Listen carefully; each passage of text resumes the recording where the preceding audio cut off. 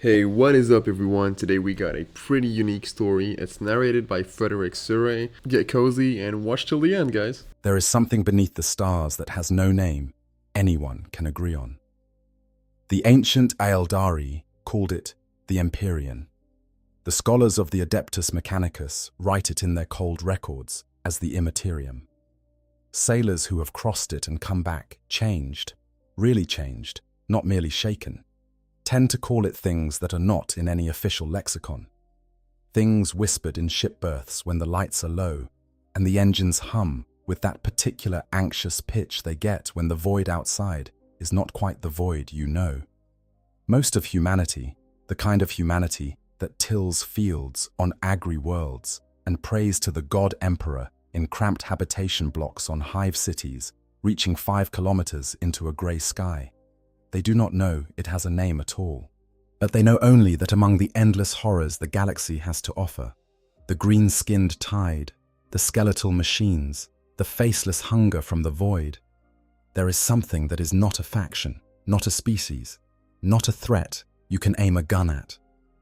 There is something that does not exist in the same way you and I exist, and yet it surrounds everything, underlies everything, bleeds into everything, and is, in the truest sense, the reason why the 41st millennium is a place where hope does not survive long. That something is the warp. And today, together, we are going to sit very quietly and actually look at it, not glance at it, not nod at it from a safe distance while we talk about space marines or tanks or which chaos faction has the most interesting color scheme. We are going to look directly at the warp with both eyes open. At the way you would look at a deep trench in the ocean floor, knowing that there is no bottom you can see, and try to understand what is actually down there. The answer, if you are new to this setting, is going to take some time to sink in. That is fine. Take your time. Breathe. Let us also take a moment, before we go any further, to acknowledge what we are doing here. We are going to spend a significant amount of time in one of the richest and most carefully constructed fictional universes ever designed around a tabletop game. And we are going to examine its most philosophically interesting feature. Not the armies, not the factions, not the famous characters, but the dimension that underlies all of it. The engine behind the engine. The thing that makes everything else in the setting what it is. That is worth doing deliberately, or that is worth doing slowly. So settle in, because this is going to take the time it deserves. In a universe as loud and bold and constantly exploding as Warhammer 40,000, the warp is quietly, persistently, cosmically terrifying, in a way that most entries in the setting are not. A Tyrannid hive fleet is terrifying in the way a tsunami is terrifying. It is vast, it is coming, and it will crush you, but it is at least comprehensible. It obeys something like rules. It wants to eat biomass. You can understand wanting to eat biomass. A Necron tomb world opening up beneath your feet. Legions of metal soldiers rising from their coffin crypts with cold particle weapons leveled at the dawn. That is terrifying in the way a machine is terrifying. Ancient, perfect, merciless. But still something you can draw a diagram of. The warp is not like that. The warp is terrifying in the way that looking up at a night sky and truly thinking about infinity is terrifying. The kind that makes your chest do something strange and your mind sort of slides sideways off the thought. Because the warp does not have a logic you can map. It does not have a biology you can dissect. It is a dimension of pure psychic energy, the spiritual equivalent of white noise given form. And it has existed in some shape since the first moment in the history of the universe that a creature somewhere felt afraid. But let us not get ahead of ourselves. Let us start the way all great explorations of darkness start, with what a thing is, and why it exists, and how it came to be the way it is. The warp, also called the Immaterium, the Imperium, the Sea of Souls, the Realm of Chaos. How the ether is a parallel dimension that exists alongside the material universe, not separate from it, the way two rooms in a building are separate. Alongside it, the way a shadow is alongside the thing casting it. The warp is, in the simplest possible terms, the psychic reflection of the material universe. Every emotion ever felt, every dream ever dreamed, every war ever fought, every love ever burned to ash. All of it leaves a residue in the warp. It accumulates there the way sediment accumulates on a riverbed, slowly at first, building over millions of years of life and thought and feeling, until it becomes something that has weight and mass, and eventually its own kind of terrible intelligence. The warp is made of souls, or more precisely, the warp is made of what souls leave behind when they intersect with reality. The energetic echo of consciousness, the psychic radiation of minds, thinking and fearing and desiring. Every living creature with a soul contributes to it, just by existing, just by feeling. You cannot opt out. The moment a being in the material universe experiences anger, that anger does not simply dissipate. It ripples outward, passes through the membrane between dimensions, and becomes part of the churning ocean on the other side. And the ocean listens. That is perhaps the single most important thing to understand about the warp. It is not simply an environment, not merely a medium you pass through the way you pass through space. The warp is, in a very real sense, aware. Not in the way a person is aware, with eyes and thoughts and plans running in a sequential order. The warp is aware the way weather is aware, the way a storm has a shape and a motion and a terrible momentum. It responds to what feeds it. It is shaped by what goes into it.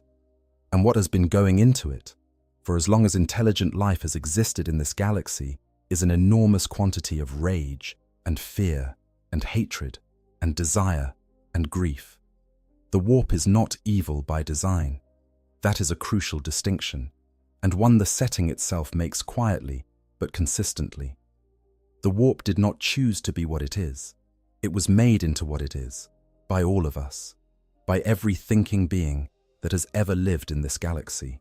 By the wars humanity has fought across its own history, by the jealousies of the Aldari in their golden age, by the cruelties inherent in the survival of any sufficiently complex civilization. The warp is a mirror, and what it reflects is not flattering.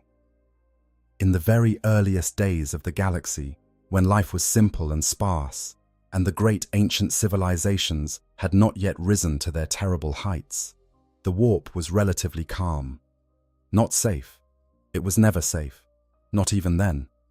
But calm in the way a young river is calm, before the rains have come to swell it, before the banks have eroded into something it can overflow. The entities that existed within it in those ancient days were formless, purposeless things, currents of psychic energy that had acquired just enough cohesion to persist, but not enough to think. Then the great civilizations rose. Then the wars began, and the warp changed forever. But we will come to that. For now, close your eyes for a moment, if that helps. Or do not close them. There is something appropriate about keeping them open for this. And imagine the warp as it is described by those who have seen it, filtered through the accounts of navigators and psychers and those unfortunate souls who entered it without protection and survived long enough to write something down. It has no consistent form. It has no sky, no ground, no horizon. It shifts constantly, rebuilding itself according to the emotional currents that feed it, so that a region reflecting great despair might appear as a landscape of grey ash under a sky the colour of a bruise, while a region swollen with rage might be all volcanic red and black towers that grind against each other without ceasing. Time does not move in straight lines there. It pools and eddies and sometimes runs backwards, and sometimes runs so fast that centuries outside pass while you stand still inside. There are creatures in it, things that were never born in the way you understand birth, and will never die in the way you understand death. Things built entirely from human emotion, given a form by the accumulation of feeling over epochs of recorded history, predatory and ancient and patient in a way that makes the patience of stars seem like anxious fidgeting. And at the heart of it all, in regions so deep and so thick with accumulated psychic energy, that they bend reality itself like a weight pressing down on a membrane. There are things so much larger than any of that.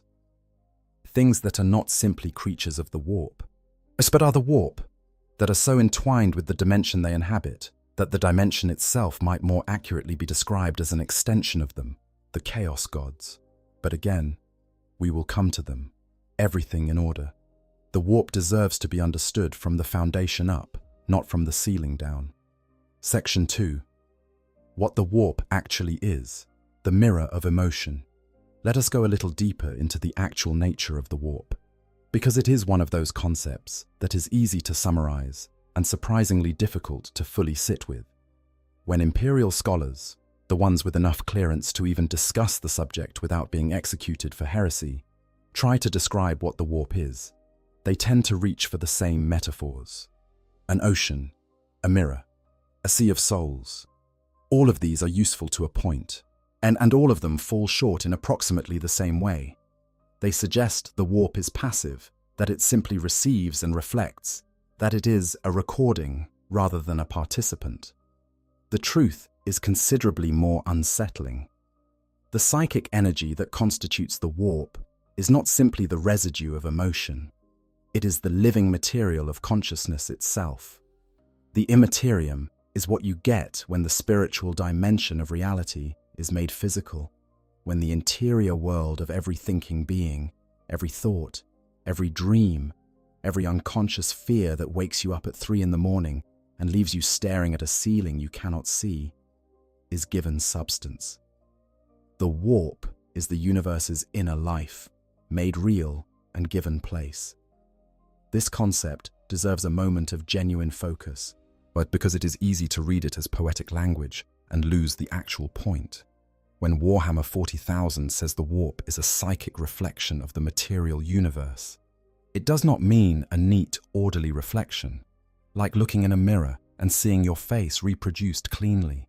It means a reflection of the same nature that a churning ocean surface reflects the sky, broken, distorted, magnified in strange places, dimmed in others, shot through with colors and shapes that do not map cleanly back to their source.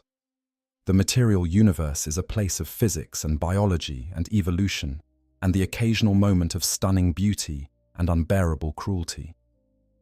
The warp is where all of that is recorded and amplified and given form. Think about what that actually means for a galaxy inhabited by 1 trillion human beings alone, each one carrying an entire interior world of experience and feeling, not thousands, not millions, 1 trillion people, and each of them afraid of something, angry about something, desperate about something, in love with something, grieving something. Each day of that, each generation of that, each war of that. And there have been 10,000 years of nearly unceasing war since the Horus heresy alone, and before that 10,000 years of the Great Crusade, and before that the Age of Strife, and before that the Age of Technology, and before that humanity's entire sprawling pre-stellar history going back to the first time 2 bands of early humans met over a disputed water source, and one of them picked up a rock. All of that is in the warp. All of it contributed something. All of it is, in some form, still there. This means several things that are worth sitting with. First, it means the warp contains everything. Every concept ever thought. Every memory of every person who ever lived. The ghosts of dead civilizations echo in it, the way sounds echo in a vast enclosed space. Diminished, distorted, but present. The warp is not merely populated by living entities. It is also haunted, constantly, by the impressions of things that no longer exist in the material world. Empires that fell 10,000 years ago still cast faint shadows in the Imperium. Battles that ended centuries before the 41st Millennium can sometimes still be heard, on the right frequencies, by those who know how to listen. There are records in the Black Library, the repository of forbidden knowledge maintained by the Harlequins of the Aeldari, of psychers who entered deep meditation and encountered echoes so ancient they predated any recognizable civilization. Impressions from the war in heaven still rippling through the psychic medium, fading with geological slowness. The warp remembers what the material universe forgets. It does not forgive or judge. it simply retains. Every atrocity, every kindness, every act of desperate courage or shameless cowardice is somewhere in that vast and churning record. Nothing is truly lost. Second, and perhaps more importantly, it means the warp is fundamentally responsive. It reacts to what is brought into it. A human entering the warp, even protected by the technological miracle of a Geller field, even shielded inside a ship designed specifically to carry them through, is bringing their living consciousness into a medium that is made of consciousness, and the warp notices. It does not simply notice the way a guard notices an intruder. It notices the way a predator notices warmth in the dark. Living souls, especially powerful ones, especially the bright and brilliant ones belonging to those with the psychic gift, glow in the warp, the way a candle glows in a pitch-black room. Everything that has learned to hunt in that darkness turns toward the light. Third, the warp has no natural physical laws. This is not a minor detail. The entire structure of the material universe rests on predictable relationships between energy and matter, gravity, electromagnetism, the passage of time in one direction at a reliable rate. Yes, none of that applies inside the warp. In the Imperium, cause and effect are suggestions, not requirements. Matter and thought are not fundamentally distinct. A sufficiently powerful concept can be more real than a physical object. Time moves at whatever rate the local emotional currents dictate, which means that a ship entering the warp at one point might emerge years later, or years earlier, or in a different region of space entirely, having done nothing differently from the ship that went in before it and arrived where and when it intended. This is not a design flaw in the warp. This is the warp working exactly as it is. The material universe has physics because it is built on matter. The warp has no physics because it is built on feeling, and feeling obeys none of those rules. The practical result of all this is that the warp is simultaneously the most important thing in the 40,000 setting and the most dangerous. Important because without it, the Imperium of man would be impossible. The distances involved in governing 1,000,000 worlds, spread across a galaxy 100,000 light-years in diameter, are so vast that even moving at the speed of light, which nothing with mass can actually do, crossing from one edge to the other would take 100,000 years. The warp provides a shortcut, not a safe one, not a reliable one, but a shortcut. Ships equipped with the right technology can dive into the warp, ride its churning currents like a vessel riding a river that does not care whether you live or die, and emerge weeks or months later, having covered distances that would otherwise require lifetimes. This is the engine of the Imperium. Without warp travel, there is no communication between worlds. Without communication, there is no coordination. Without coordination, humanity's 1,000,000 scattered worlds are not an empire. They are 1,000,000 isolated fragments, each dying alone in the dark. So the warp is the thread that holds it all together, and the thread is soaked in poison, and it is fraying. The psychic energy of the warp is also the source of all psychic power. Every psyker in the setting, every space marine librarian who calls down lightning with a thought, every Eldari farseer who reads the currents of fate, every chaos sorcerer who unravels minds from across a battlefield, draws their power from the warp. They are conduits, channels through which the energy of the Imperium passes into the material world. This makes them enormously valuable and catastrophically dangerous, because every time that channel opens, even briefly, even in a controlled and disciplined way, the things that live in the warp on the other side of it can sense the opening, can push against it, can, if the psyker is not careful or strong enough, come through it. The warp is not simply a resource, it is an ecosystem, and that ecosystem is hostile to everything that lives in the material universe. The Imperial scholars who are permitted to study these things, cautiously, usually alone, always with a bolt pistol within reach, describe the warp as being in a state of permanent turbulence that has been worsening steadily for 10,000 years. The ancient days when the Imperium was comparatively calm are long gone. Each war, each mass death, each fresh wave of misery generated by the endless conflicts of the 41st millennium adds more dark energy to the pool. The warp grows more violent, more unstable, more dangerous. With every generation that passes, the storms within it intensify, the creatures within it grow bolder, the barrier between the immaterium and real space grows thinner. This is not a temporary condition that will resolve itself if the right people make the right decisions. This is the trajectory of the setting. The warp is getting worse. It has been getting worse for a very long time. And there is no obvious end to the process short of the extinction of all life, which is one of the few scenarios that would actually starve it of the emotional fuel that keeps it burning. It is the sea beneath everything, and the sea is rising. Section 3. The Ancient Warp. Before the Darkness. To understand how the warp became what it is in the 41st millennium, you need to go back. Not just a little, back to the truly ancient history of the galaxy, before humanity had learned to speak, before the Aeldari had built their first city, before any of the civilizations that now define the setting had taken their first breath. The galaxy, in the Warhammer 40,000 cosmology, is genuinely ancient.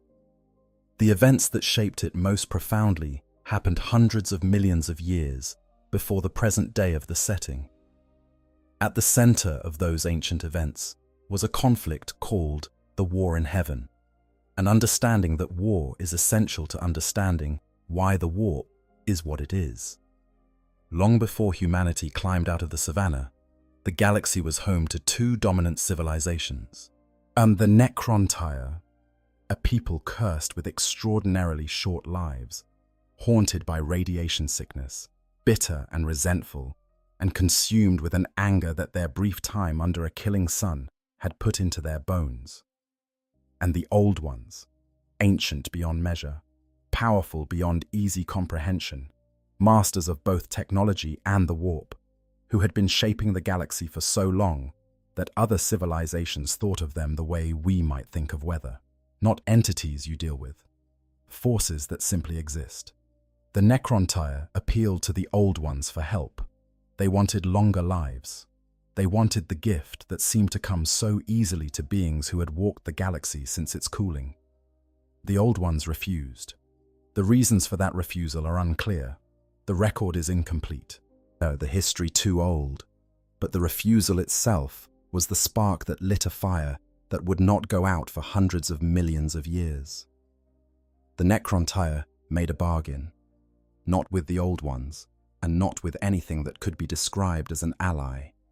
They made a bargain with the Satan, entities of pure energy, stellar predators that fed on the radiation of stars, and had existed since the universe was young, and had never been alive in any biological sense, had never felt anything, and looked at consciousness the way you might look at a particularly interesting fuel source. The Satan gave the Necrontyre what they had always wanted: immortality, undying bodies of living metal, an end to the sickness and the suffering. And they took everything else. Personality, feeling, the spark. The Necrontyre became the Necrons. And the Necrons went to war with the Old Ones, and the war in heaven consumed the galaxy. Billions of worlds reduced to rubble. Civilizations that had endured since the early ages of stars, gone. And throughout all of it, the warp was affected, because the warp reflects everything that happens in the material universe. All that death, all that violence, all that hatred. It poured into the Imperium in quantities that dwarfed anything that had come before. But the Old Ones had a strategy. Facing an enemy that was essentially immune to conventional death, that could simply reconstruct itself after being destroyed, that had the backing of beings that consumed the energy of stars. The Old Ones did the only thing that made sense. They made weapons of their own, not weapons of metal, but weapons of flesh, weapons of soul. As they reached into the primitive species of the galaxy and accelerated them, shaped them, gave them powerful connections to the warp, so that they could fight the soulless machines of the Necrontyre on a level the Satan could not counter. They created the orcs, the great fungal brawlers, to be soldiers. They nurtured the precursors of the Aeldari, beings of extraordinary psychic sensitivity, to serve as their champions. And through all of this, the warp churned. The sheer volume of psychic energy pouring into it from the conflict was unprecedented. And in that churning, something happened that the Old Ones had not predicted, and perhaps could not have predicted, because it was something that had never happened before in the history of the universe. The formless currents of the warp began to coalesce, not into simple entities, and into something much more significant: the accumulated emotion of the war in heaven, the rage of the necrontyr, the despair of dying civilizations, the terror of populations exterminated on an industrial scale, was so vast, so concentrated, that the basic psychic raw material of the warp began to organize itself, in the way that individual water molecules under the right conditions will organize themselves into a crystal. The roiling psychic ocean began to develop nodes, centers of gravity, around which similar energies clustered. Rage pooled with rage. Death pooled with death. Grief pooled with grief. And these pools deepened and took on weight, and eventually took on something that looked disturbingly like will. The precursors of the Chaos Gods were stirring. And this is the critical thing to understand about the gods of chaos. They were not created. They were not made by anyone. They are the natural consequence of intelligent beings experiencing intense emotion in sufficient quantities. They are the universe's own reaction to the existence of consciousness, the warp's response to what it is fed. The war in heaven fed it things it had never tasted before in such quantity, and what grew from that feeding has been the defining horror of the galaxy ever since. The war in heaven eventually ended, though not cleanly and not with a clear victor. The Satan were betrayed by the Necrons they had made, shattered into fragments, imprisoned. A story for another day. The Old Ones were broken, scattered, possibly destroyed entirely. Out the great civilizations they had built were left adrift without their shepherds. And the warp, which had been turbulent throughout the entire war, did not calm down when the fighting stopped. It had been changed, permanently. The entities growing within it continued to grow. The emotional legacy of hundreds of millions of years of warfare had given them more than enough energy to sustain themselves. And as the galaxy slowly, painfully recovered, as new civilizations rose from the ruins, as the Aeldari began to build their empire, as the species the Old Ones had shaped found their own ways forward, those entities continued to drink from the stream of emotion that never stopped flowing into the Imperium. They grew more coherent, more distinct, more powerful. When by the time humanity was building its first cities on a small blue world in a quiet corner of the galaxy, those entities had become something the galaxy had never seen before. Intelligences vast, beyond any mortal scale, made entirely of psychic energy, with a presence in the warp so enormous that the region surrounding them bent and warped like space around a black hole. Not merely powerful, sovereign. In their realms, they were the reality.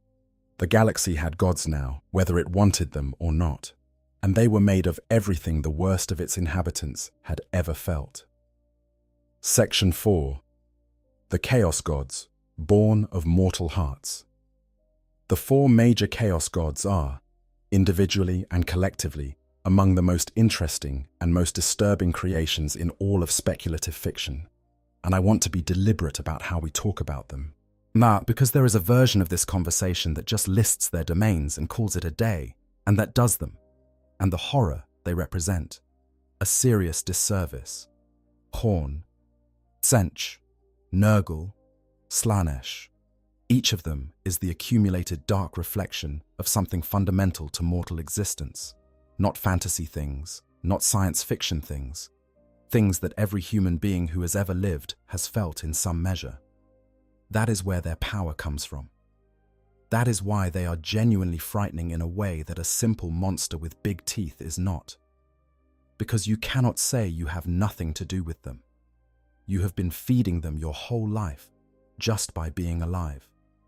Start with Khorne, because Khorne is in some ways the most ancient and the most honest. Khorne is the blood god, the lord of skulls, Shem, the deity of rage and war and bloodshed and martial pride. He sits on a throne built from the skulls of the fallen, a throne so vast that it is, by any reasonable measure, its own geography. on a plane of bone and ash, at the heart of a realm that is all fire and violence, and the particular bleak glory of the soldier who has stopped caring about anything except the moment of the kill. His domains include war, murder, martial honor, and the raw, unfiltered anger that comes from being pushed beyond a certain threshold of suffering. Khorne does not require worship. He does not require prayers or rituals or incense burned in his name. What feeds him is blood spilled in anger, regardless of who spills it or for what cause. Every warrior who has ever felt the hot rush of battle, yes, every person who has ever felt genuine consuming rage at an injustice they could not endure, all of it pours into Khorne. He is the oldest of the four major gods, because violence and death are the oldest currencies of existence. Even before language, even before civilization, things in this universe were killing each other. The war in heaven accelerated his growth enormously. 10,000 years of imperial warfare, of chaos crusades and orc invasions and tyrannid consumption has made him monstrous in scale. One of the things the lore makes clear, quietly and with some subtlety, is that Khorne has a dual nature. He is not simply evil in the mustache-twirling sense. The martial honor he embodies has a genuine positive dimension. Courage, the warrior's code, the refusal to attack the defenseless. Khorne despises cowardice. He despises the use of sorcery and tricks. He values the direct confrontation, the honest contest of strength.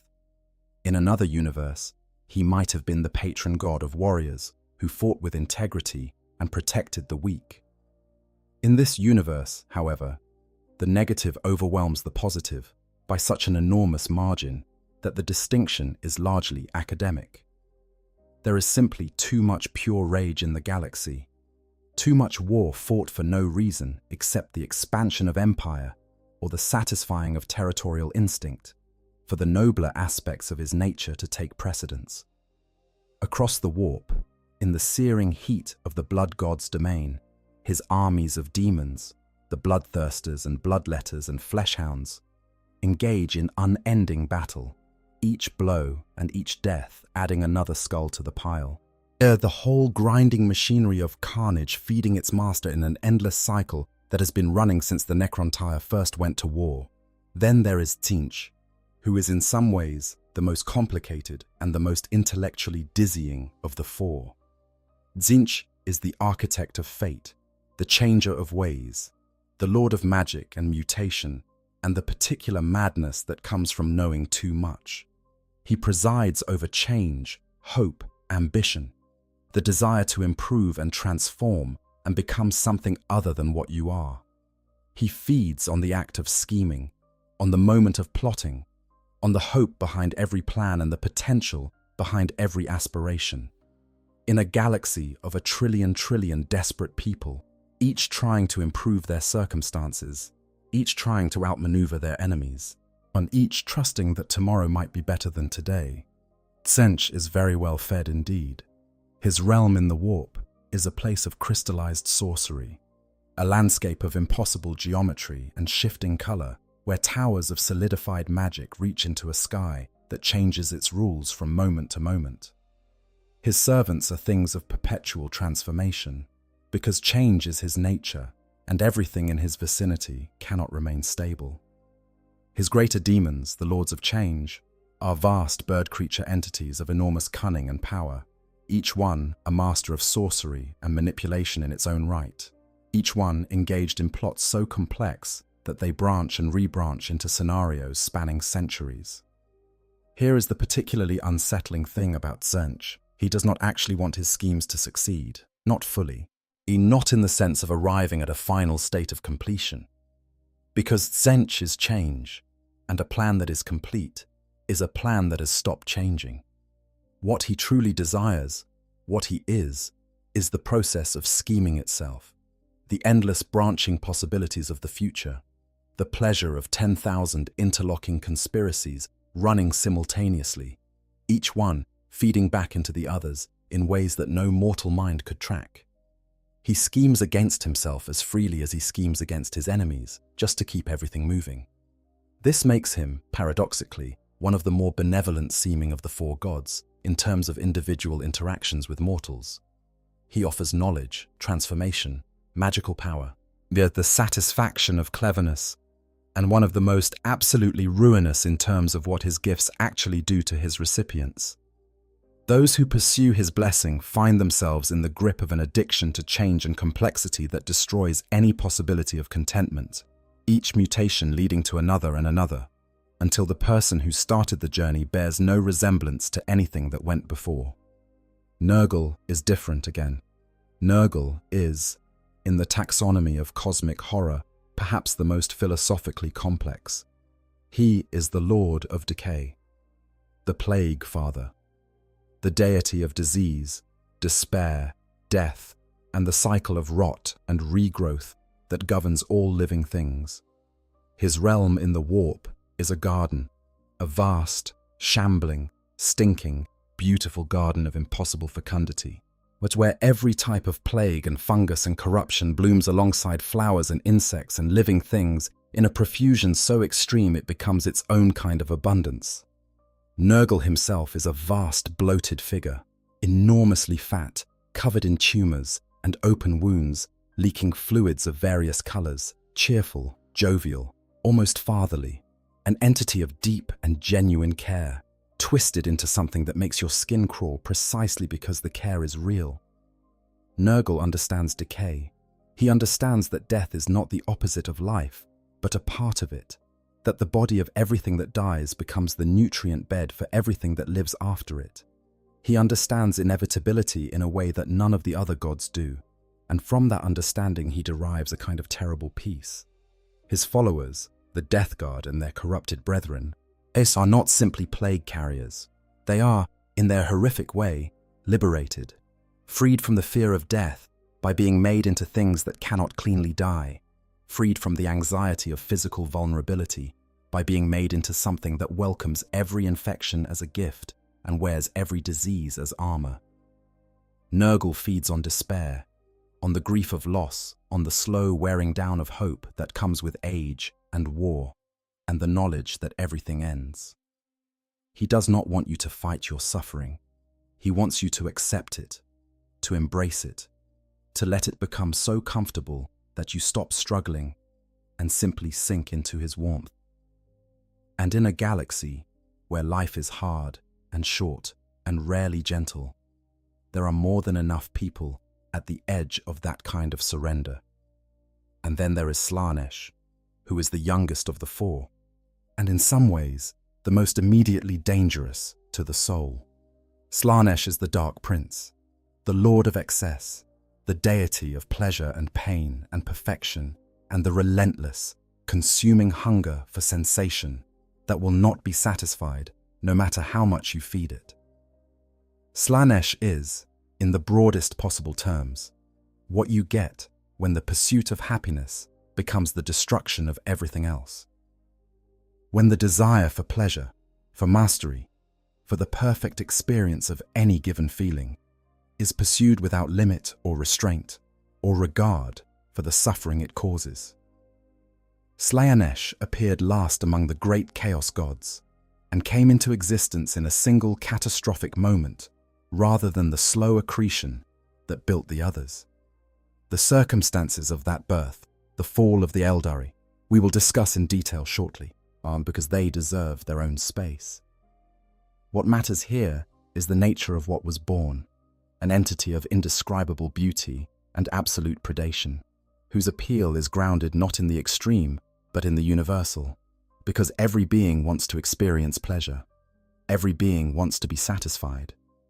Every artist who has ever pushed past good enough in search of perfect, every musician who has chased a feeling they heard once in a piece of music and never quite found again, every person who has ever eaten one more bite when they were already full, you have given Slaanesh something to work with. Slaanesh's realm is a palace of temptation, a place of such overwhelming beauty and sensation that those who enter it tend to stop caring about leaving.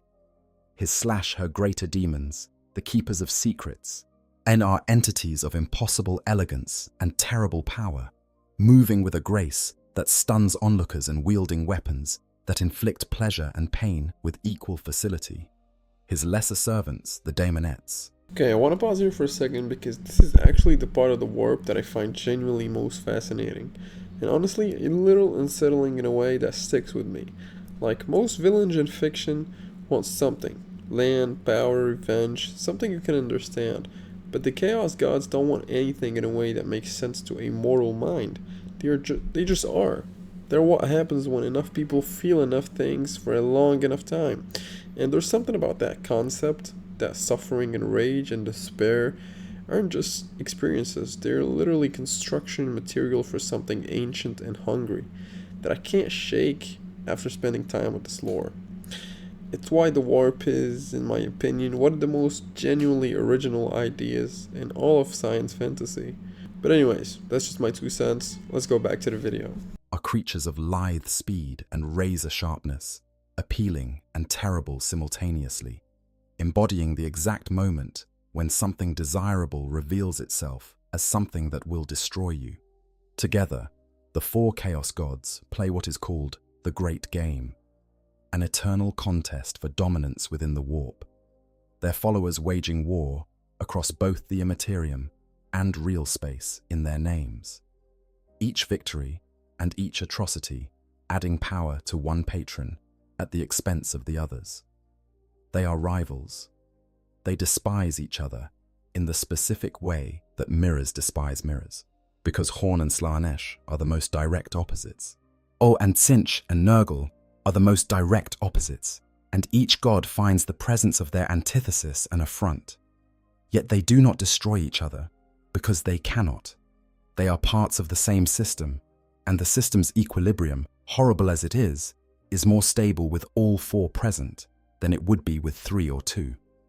There is something worth dwelling on in the structure of these oppositions, because they are not arbitrary. Horn and Slaanesh are set against each other because discipline and excess are antithetical. Horn values the direct, honest contest of strength, the warrior's code, the clean death in fair combat. Slaanesh values the indirect, the elaborate, the sensation of the experience rather than its meaning.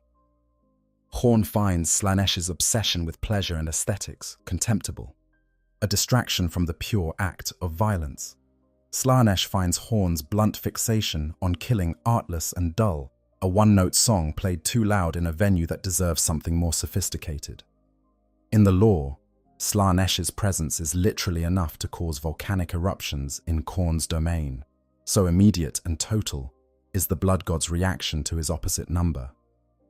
Tzeentch and Nurgle are set against each other because change and stagnation are antithetical. Tzeentch exists in the possibility space, in the branching futures, in the constant motion of things becoming other things. Nurgle exists in the deep stillness beneath all change, in the inevitability that everything decays, and death is not the end of the cycle, but a turn of it. What Tzeentch offers is hope, specifically the hope that things might be different. That intelligence and will can reshape what is. What Nurgle offers is acceptance, specifically the acceptance that things are what they are, that struggle is futile, that the only peace available is the peace of surrender to what will happen anyway. Between these 4, the great game has been running since there were 4 players to play it. Every major event in the 40k timeline can, if you trace the threads carefully enough, be found to benefit one of the 4 at the expense of the others, or to represent a moment of unusual collaboration between 2 or 3 of them in pursuit of a temporary, shared goal. The Horus Heresy was the greatest collective act of chaos in the setting's recorded history. An event carefully orchestrated over centuries that involved all 4 gods contributing to the corruption of Horus Lupercal and the subsequent devastation of the Imperium. It nearly succeeded in ending the Emperor entirely. It cost the Chaos Gods enormous invested power, and they have been rebuilding from it ever since. One useful note from the lore, delivered with characteristic dark wit. A single human being going about an ordinary day can feed all 4 simultaneously. A man who pets a stray dog, takes pleasure in the small kindness, feeds Slanesh a little. That same man who snaps at his child in a moment of frustration feels a brief, terrible satisfaction in the outburst feeds Horn. And his neighbor who spends the evening lying awake with dread about the future feeds Nurgle. And the strategist downstairs working on plans for bloodless victory, finding pleasure in the cleverness of the design, feeds Tsiench. There is no neutral act in the 40,000 cosmos. Everything feeds something. It is also worth noting that there is a fifth presence in the warp, one that is in many ways the most philosophically interesting and the most deliberately marginalized. Malice, sometimes called Malal. A minor chaos god, or something between a minor god and a powerful independent entity, who embodies chaos's tendency to turn on itself, who exists specifically in opposition to the other four, not as an ally of order or the Imperium, but as an expression of self-destructive anarchic spite. Malice is chaos, eating its own tail, and it is the principle of destruction applied without discrimination, including to the destroyers. Its existence has been inconsistently recognized in different periods of the setting's history, and the reasons for that inconsistency are themselves interesting. But what it represents is the idea that chaos, taken to its logical extreme, ultimately undoes even itself. That the impulse toward ruin is not selective. That you cannot light a fire and guarantee it will only burn your enemies. The Chaos Gods are aware of this. It is one of the things that, in their most oblique and alien way, they understand about themselves and dislike intensely. The Great Game keeps them all alive. Even their competition with each other sustains them. The only thing that truly threatens them in the long run, that is the cessation of consciousness in the material universe. The starvation that would follow if every living thing capable of feeling anything simply ceased to exist. It is the cruelty at the core of the 40,000 settings logic. The only way to permanently eliminate the Chaos Gods is to eliminate everyone else as well. Section 5. Daemons, the children of nightmare. A Chaos God, for all its cosmic scale and incomprehensible power, has a limitation that prevents it from simply reaching into the material universe and tearing it to pieces directly. The gods are made of the warp, they are expressions of it, and the material universe, with its physics and its consistent rules, and its cold indifference to psychic energy, is fundamentally hostile to them, the way air is hostile to a deep ocean creature. They can extend their influence. They can corrupt at a distance. They can send avatars of themselves into real space under the right conditions, and those conditions can be terrifying. But they cannot simply step through the membrane and walk among us the way you might step from one room into another.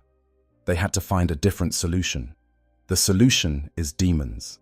Demons are not simply monsters. They are not creatures that evolved somewhere terrible and acquired a taste for souls. Demons are, in the most precise possible terms, extensions of the Chaos Gods themselves. Each one is formed when a god takes a portion of its own power, a fragment of its own identity, and shapes it into a distinct entity. The god provides the consciousness, the purpose, the form, drawn from the same emotional energies that constitute the god, and reflecting them in every detail. The demon is a piece of the god, sent out into the world to act on its behalf. This means every daemon you have ever heard of in the 40k setting, from the smallest gibbering thing that claws its way through a gap in the warp, to the mightiest greater demon that can level a fortified city, is a piece of a god. Is, in a very real sense, that god wearing a mask. Looking at a bloodthirster, a greater demon of Khorne, a thing the height of a tank and built of muscle and burning hatred, wielding axes that have shattered battleships and bellowing with a voice that turns the courage of space marines to ash. You are looking at a physical expression of pure rage so concentrated it has taken on independent thought. You are looking at the emotion of violence given a face. Khorne's demons are creatures of martial fury and killing power. His bloodletters, the foot soldiers of his legions, are tall, crimson, horned warriors bearing blades forged in the warp itself, called hellblades, weapons that cut through armor and faith with equal ease. They feel no fear, no pain, no hesitation. They know only the compulsion of their making, which is to kill and kill and kill until they are banished or destroyed. His bloodthirsters, the greater demons, are the most physically powerful entities that regularly manifest in the material universe, creatures that have gone blow for blow with Primarchs and left the encounter in question. Tzeentch's children are stranger. His pink horrors are writhing, howling things of indeterminate form, constantly shifting, always on the edge of splitting into smaller, differently colored versions of themselves. Because when you kill a pink horror, it splits into two blue horrors, and the blue horrors are smaller and nastier and considerably less cheerful than the entity they came from. His flamers are headless, legless creatures that lope across battlefields on their stumps and vomit fire that mutates everything it touches. His screamers are aerial things that move through the warp the way sharks move through water, sensing the psychic energy of living things the way sharks sense blood. And above all these, his lords of change, vast humanoid bird creatures of terrible intelligence and sorcerous power, each one engaged in plots so complex they would take centuries to fully map, each one looking at mortals with the fond, faintly contemptuous expression of a chess grandmaster watching a child play checkers. Yet Nurgle's demons are the ones that will inhabit your nightmares in the most specific biological way. His plague bearers, each one a soul that has succumbed to Nurgle's most virulent plague, Nurgle's rot, and been transformed, are one-eyed, one-horned things of rotting flesh and implacable endurance, marching through battlefields in a cloud of buzzing flies, counting the diseases they carry with the solemnity of holy men counting prayers. They do not hurry. They do not need to. Their patience is the patience of decay itself.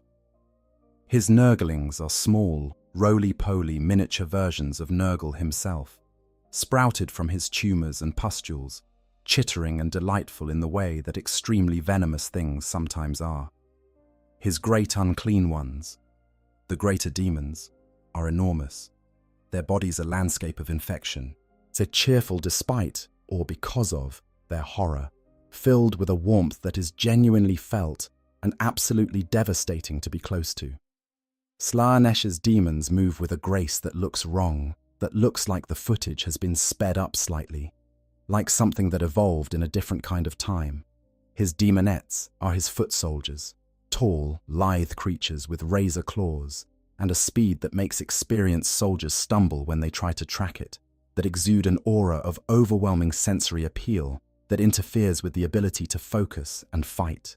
His fiends are hunting beasts of terrifying agility, their chemistry able to produce fragrances that paralyze and incapacitate. His keepers of secrets, the greater demons, are entities of such overwhelming presence that even seeing them clearly is difficult. The mind sliding off their form, the way eyes slide off a detail in peripheral vision that insists it is not there. There is a hierarchy to all of this. Lesser demons are the most numerous and the most commonly encountered.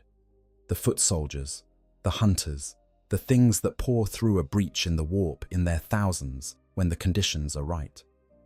Greater demons are rare manifestations of terrifying power, each one a semi-independent expression of a god's will, capable of directing entire armies and reshaping landscapes by their presence. Demon princes are something different again. Mortals who served chaos so effectively, who fed the dark gods so lavishly with their actions that they were elevated to demonhood themselves, no longer living in any conventional sense, but immortal and powerful in the warp, but part flesh and part spirit and entirely horrific. There is also, in the warp's deeper regions, entities that belong to no specific god. The Furies of Chaos, unaligned demons, formed from the base emotional residue that does not belong cleanly to any of the four major powers. Enslavers, entities that can force their way into a psychic mind from across real space without any physical mechanism, taking the psyche as a vessel and then using that vessel as a portal through which others of their kind can enter the material world. Ancient things that predate the current dominance of the four gods and have survived in the crevices of the Imperium through sheer predatory persistence. There are things in the very deepest reaches of the warp, in regions so far from the influence of the four gods that even their demons do not commonly venture there, that the setting only gestures at carefully without defining too precisely. The Ghoul Stars region on the eastern fringe of the galaxy has attracted this kind of careful non-definition for decades of lore. Something lives near it, something ancient, something that the 40,000 settings authors treat the way they treat the dark at the edge of the map, by describing its effects, the strange disappearances, and the unusual silences, and the fleets that went to investigate and did not return, rather than by defining the thing itself. This is one of the warp's best qualities as a narrative device. It contains not just the defined horrors, the gods and their legions, as the storms and rifts, but the undefined ones, the strongly suggested presences that are more frightening for their ambiguity. The sense that the four chaos gods, for all their cosmic scale, are the named and charted territory of the Imperium, and beyond them lies the unnamed territory, the deep warp, where things that are not aligned with any recognizable emotional principle move through depths that even the chaos gods' demons do not regularly reach.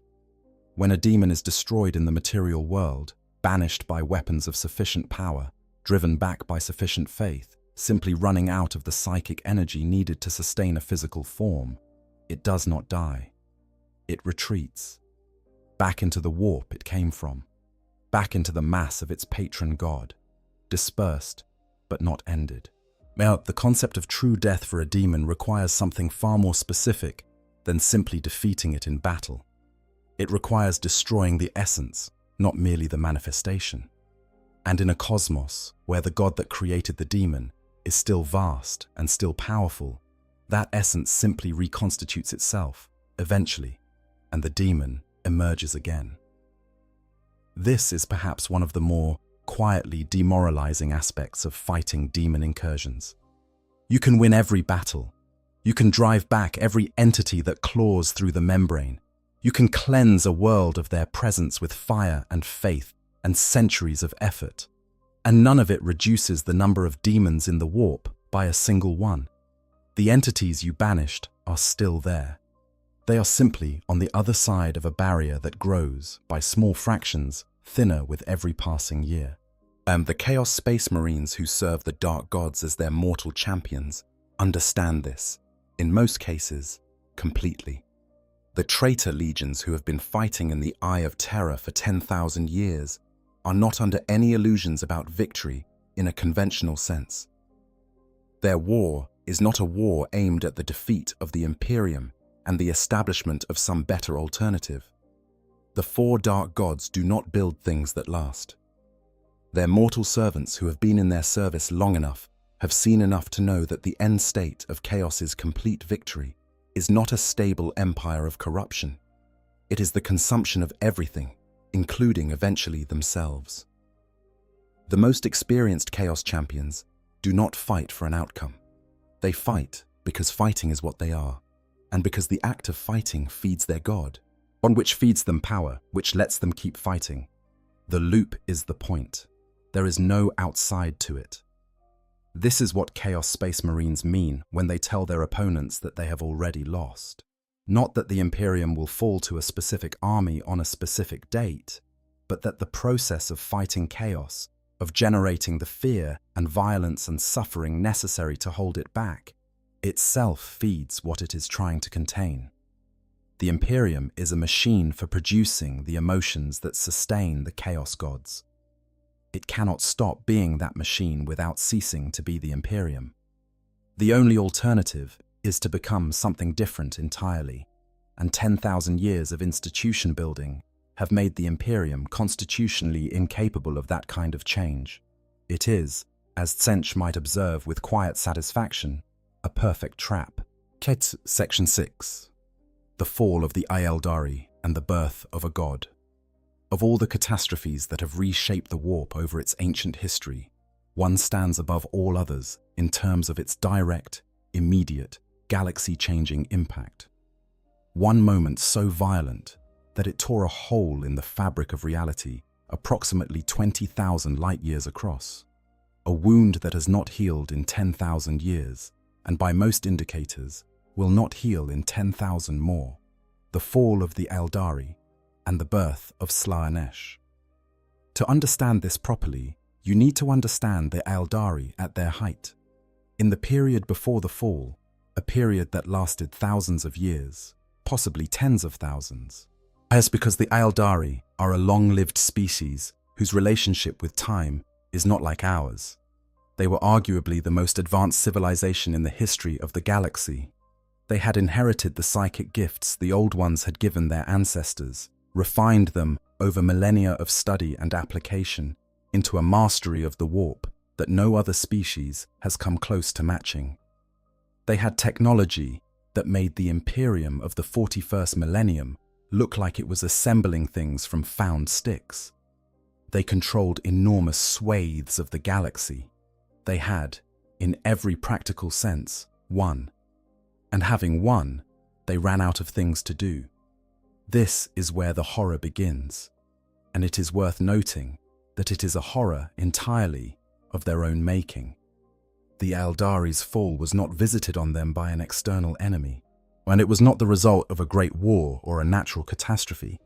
It was the result of what happens when beings of enormous psychic sensitivity, with minds capable of experiencing pleasure and sensation at a depth that makes human emotion look like its rough sketch, are freed from all necessity and given infinite time to explore their own desires. They became hedonists, not merely in the casual sense of enjoying the good things in life, though there was a great deal of that. In the full consuming, civilization-ending sense, cults of excess rose within Eldari society, spreading the pursuit of sensation as a philosophy, as a religion, as the only thing worth doing. Each new experience had to be more intense than the last, and because the sensitivity that made the Eldari so powerful also meant that the line between pleasure and pain grew increasingly blurred, and some among them decided that the most intense experiences were the most meaningful, regardless of what they involved or who they required as participants. For thousands of years, this fed the warp. The Eldari were the most psychically bright species in the galaxy, each individual soul shining in the Imperium like a small sun. As their civilization descended into excess, the psychic energy pouring from them into the warp was of a very specific quality. The flavor of pleasure, desire, yearning, sensation, all of it at a pitch and volume that began to do in the warp what water pressure does to a sealed container. It collected, it concentrated, it organized. For thousands of years before the end, as Eldari seers and dreamers reported a presence in their visions, something vast and unformed and patient, something that wore all their faces and none of them, something that looked back at them with eyes that were mirrors. The more perceptive among them understood what it meant. Some fled, becoming the Exodites, the craft-world Eldari, the ones who saw what was coming and tried to get far enough away that it would not consume them entirely. Most did not leave. When it happened all at once. The entity that the accumulated excess of Eldari civilization had been gestating for millennia was born. Slaanesh drew its first breath.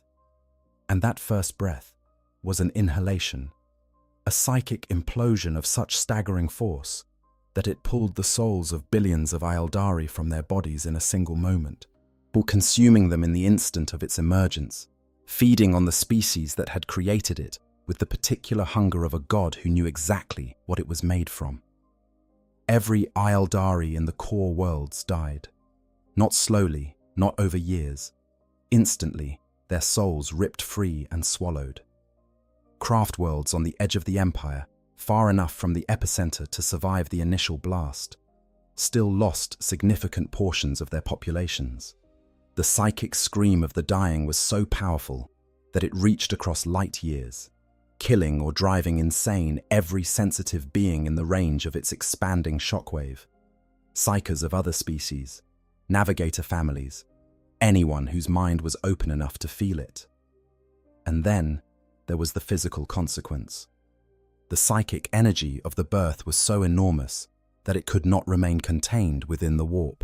It punched through the membrane between the immaterium and real space like a fist through paper, and where it broke through, the two dimensions fused. The region of space that had been the heart of the Aeldari Empire, hundreds of worlds, star systems, civilizations that had endured for tens of thousands of years, became something that is neither fully real nor fully warp. A permanent overlap, a scar, the Eye of Terror. The Eye of Terror is approximately 20,000 light-years across. Sit with that for a moment. 20,000 light-years. The distance from one edge to the other, traveling at the speed of light, would take 20,000 years. Inside that region, the laws of physics do not apply in any consistent way. Time does not pass at a reliable rate. Yet ships entering it without preparation are subject to the full predation of everything that lives in the warp, without any of the technological protection that normally keeps them safe. The worlds within it, what were once the thriving hub worlds of the greatest civilization in galactic history, are now demon worlds. Planets warped so thoroughly by their exposure to chaos that they have become expressions of the Dark God's will, each one its own pocket horror. At the very center of the eye, there is a place called the Bissos, a hole in the fabric of reality through which raw chaos energy pours out continuously, the wound that cannot close, the expression of the violence of Slaaneş's birth still draining into reality 10,000 years later. The traitor legions retreated to the Eye of Terror after the Horus heresy, and 10,000 years of exile, of preparing, of launching Black Crusade after Black Crusade against the defenses of the Cadian Gate, the corridor through which the Eye's forces could reach the rest of the galaxy. 10,000 years of Abaddon the Despoiler trying to shatter that gate, and when he finally succeeded, in what the Imperium calls the 13th Black Crusade, the consequences were so profound they changed the entire setting. But the fall of the Aeldari is more than just a backstory for the Eye of Terror. It is the most explicit illustration in the setting of one of the warp's most fundamental and most terrible properties. That collective emotion, taken to sufficient extremes, does not simply influence the warp, it creates within it. A civilization's worth of hedonism and excess, sustained over thousands of years, was enough to bring a new god into existence, a god that killed its creators. If that is not a cosmic horror warning about the nature of unchecked desire, it is hard to know what would be. The Aeldari who survived live now in the shadow of what their ancestors did. The craft world. Aeldari navigate the stars on vast world ships, each soul carrying a spirit stone designed to capture their essence at death before Slaaneş can claim it, because Slaaneş, the god created by the Aeldari specifically, still hungers for Aeldari souls above all others. The connection between creator and creation runs deep, and in the warp, that connection is a leash. Every Aeldari who dies without protection is consumed by the thing their ancestors grew, the god that was their gift to the universe. Section 7. Warp travel, sailing through hell. For a species that built its empire on the necessity of the warp, humanity has never once managed to make warp travel something that could be accurately described as safe. The best honest description of it is necessary, unavoidable, manageable under the right conditions, with the right technology and the right personnel, and fundamentally, permanently, existentially threatening at every moment of transit. Let us walk through what actually happens when an Imperial starship enters the warp.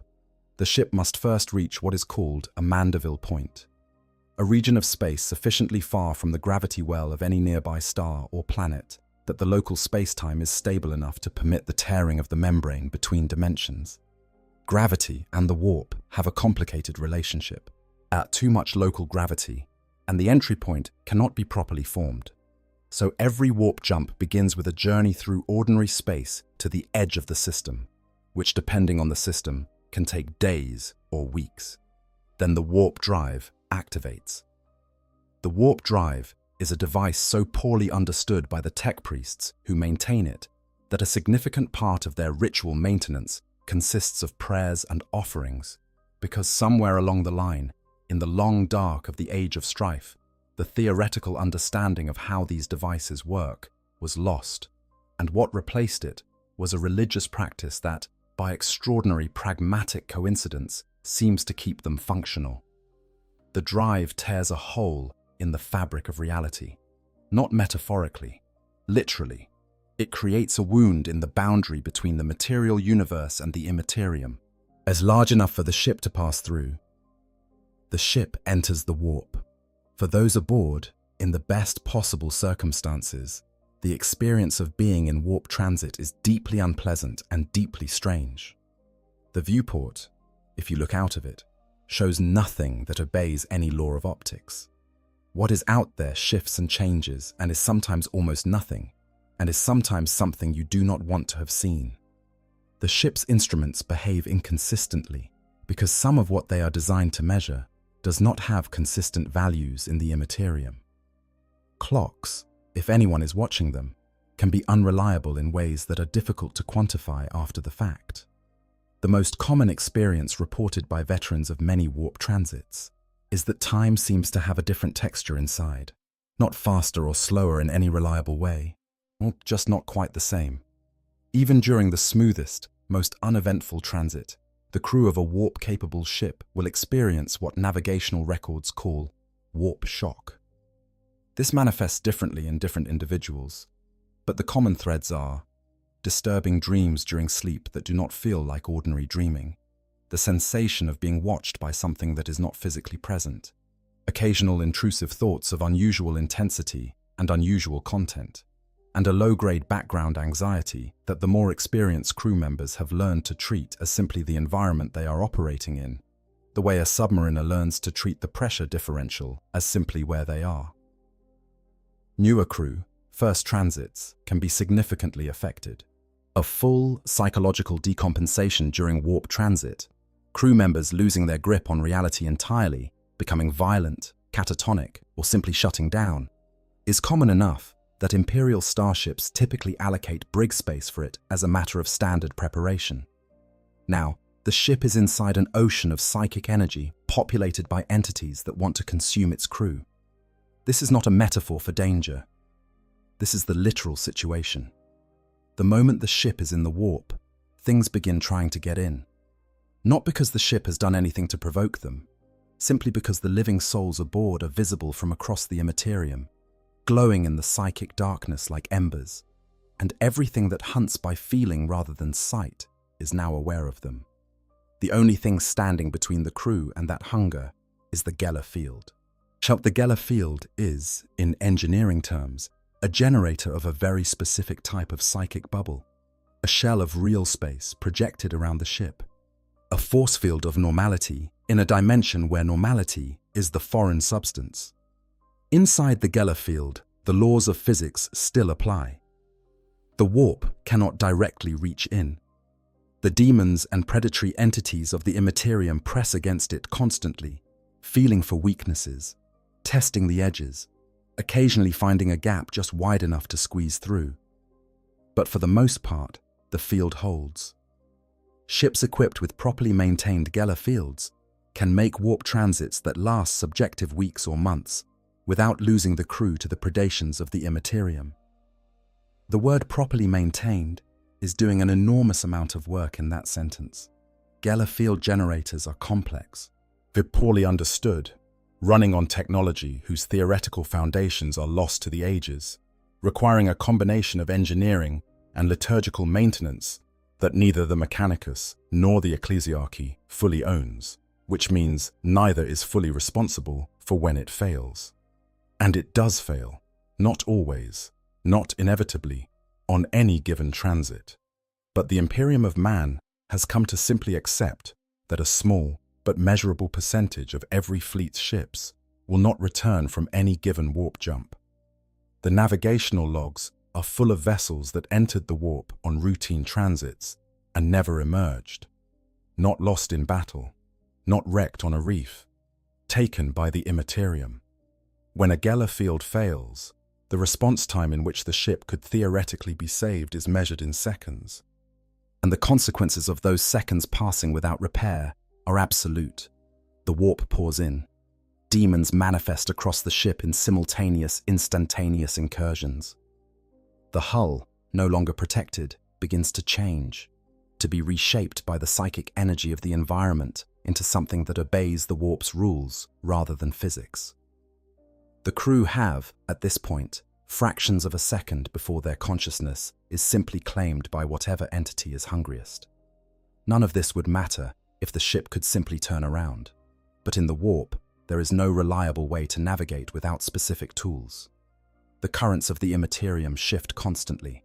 There is no up or down, no compass rose, no reliable spatial relationship between any 2 points. Without a navigator, and without the beacon of the Astronomicon, a ship in the warp is genuinely, completely lost. The navigator is the second essential element of Imperial warp travel. Navigators are a specific strain of human mutant, their bloodlines curated over thousands of years by the noble houses that provide them to the Imperium. They have a third eye in the center of their foreheads, an organ that can perceive the warp directly, not as a flood of sensation that destroys sanity, but as a manageable torrent that can be interpreted and navigated, the way a sailor interprets the color and movement of water. A navigator can look into the Imperium and see the currents, see the hazards, see the path that leads toward the goal and away from the worst of the storm. But even a navigator is useless without a fixed point of reference. You cannot navigate if you have nothing to navigate toward. The fixed point of reference is the Astronomicon. The Astronomicon is, in the most reductive possible description, a lighthouse. A psychic beacon broadcast from Terra itself, from the Hall of the Golden Throne deep within the Imperial Palace, powered by the sacrifice of up to 100 psychers per day who pour their life force into it until they are burned out and someone new is put in their place. The Astronomicon extends approximately 70,000 light-years from Terra, a sphere of psychic light that can be perceived by navigators in the warp, even through the chaos of the Imperium, giving them a fixed point against which they can orient the ship and plot a course. It requires 100 psychers a day to sustain. It has been running for 10,000 years. Yet the mathematics of that, the sheer number of human beings consumed to keep this one beacon burning, is not something the Imperium discusses openly. The black ships that collect psychers from across the Imperium's worlds, the vast, grim machinery of the Adeptus Astra Telepathica that processes them and determines their fates, the quiet understanding in the highest levels of the administratum that the Empire runs, literally, on human sacrifice to maintain its basic infrastructure. This is one of the Imperium's oldest and deepest hypocrisies. The regime that executes psychers as potential heretics is also the regime that cannot function without burning through 100 of them every single day just to keep the lights on. Beyond the Astronomicon's reach, in the eastern fringe, as in the dark regions the light does not touch, warp travel becomes a different kind of gamble. You can do it, just barely, with a skilled enough navigator and good enough preparation. But the lack of the fixed point means every journey is a navigation by approximation, by instinct, by the accumulated experience of generations of navigator bloodlines working from incomplete information. Ships go further off course. Journeys take longer. The chances of something going wrong increase substantially. There is one other element of warp travel that deserves its own consideration, and that is time. Time in the warp is not time in the material universe. It never was, even in the relatively calmer days before the current age. The relationship between how long you spend in the warp and how long passes outside is not fixed, not predictable, not consistent. In normal, unremarkable warp transit, one day inside the Imperium tends to correspond to roughly 12 days outside. A 2-week warp journey might mean nearly 6 months have passed at the destination by the time you arrive. This is, on its own, already the kind of thing that makes coordinating an interstellar military campaign an exercise in institutional faith rather than reliable logistics. Fleets dispatched to relieve a besieged world must account for the fact that they will arrive weeks or months after they left, and the situation on the ground will have developed in ways they cannot know. Reinforcements sent urgently will arrive without the urgency. The crisis already resolved or already lost. The Imperium has been operating under this constraint for 10,000 years, and its entire administrative and military culture has evolved to deal with the chronic unreliability of when anyone or anything will actually show up. But that is the normal case. The normal case, at least, is somewhat predictable. When the warp is disturbed, when a storm is running through it, when a powerful entity is active nearby, when the psychic currents are particularly chaotic, the time differential can become anything at all. Ships have entered the warp for what seemed like hours and emerged to find centuries had passed. Ships have emerged before they left. Ships have been found drifting in real space with their logs showing a journey that should have taken weeks, but with the crew aged or dead or changed in ways that suggested decades of subjective time. Ships are found with no crew at all, the vessel intact and functioning. But the personal effects still in the cabins, the last log entry, unremarkable, and nothing else. Nothing to explain where everyone went or what happened in the void between the entry and the emergence. The Imperium loses ships constantly to the warp, not in the dramatic explosion and wreckage sense of a naval battle, in the quieter, more disturbing sense of things simply ceasing to arrive, never to be heard from again, their fates unknown and generally unknowable, their names eventually added to the rolls of the lost, and their families eventually stopped waiting. It is the cost of the only method of interstellar travel humanity has that works reliably enough to maintain an empire. It is a cost that is paid, generation after generation, and never gets smaller. Section 8. Warp storms, rifts, and the Great Wound. The warp in a normal state, to the extent that such a thing exists, is a turbulent, predatory, hostile dimension through which travel is dangerous, and communication is unreliable, and every transaction with its energies carries a risk of catastrophe. This is the baseline. This is Tuesday. But the warp is not always in a normal state. Warp storms are what happen when the psychic currents of the immaterium become so agitated, so concentrated, that they develop their own structure and momentum and begin to push through the membrane between dimensions in ways that cannot be simply navigated around. A warp storm is not merely bad weather for ships. It is an active, dangerous intrusion of the immaterium into real space, a region where the rules begin to break down, where demons can manifest with less effort than usual, where the air can begin to taste wrong, and the machinery can begin to behave inexplicably, and the people begin to dream things they were never meant to know. Small warp storms are relatively common. Individual worlds or systems briefly cut off from the wider Imperium, isolated for months or years before the storm passes. Medium warp storms can isolate entire sectors for generations. Large warp storms are events that shape the history of the setting, storms that persisted for thousands of years and carved specific regions of the galaxy into something different.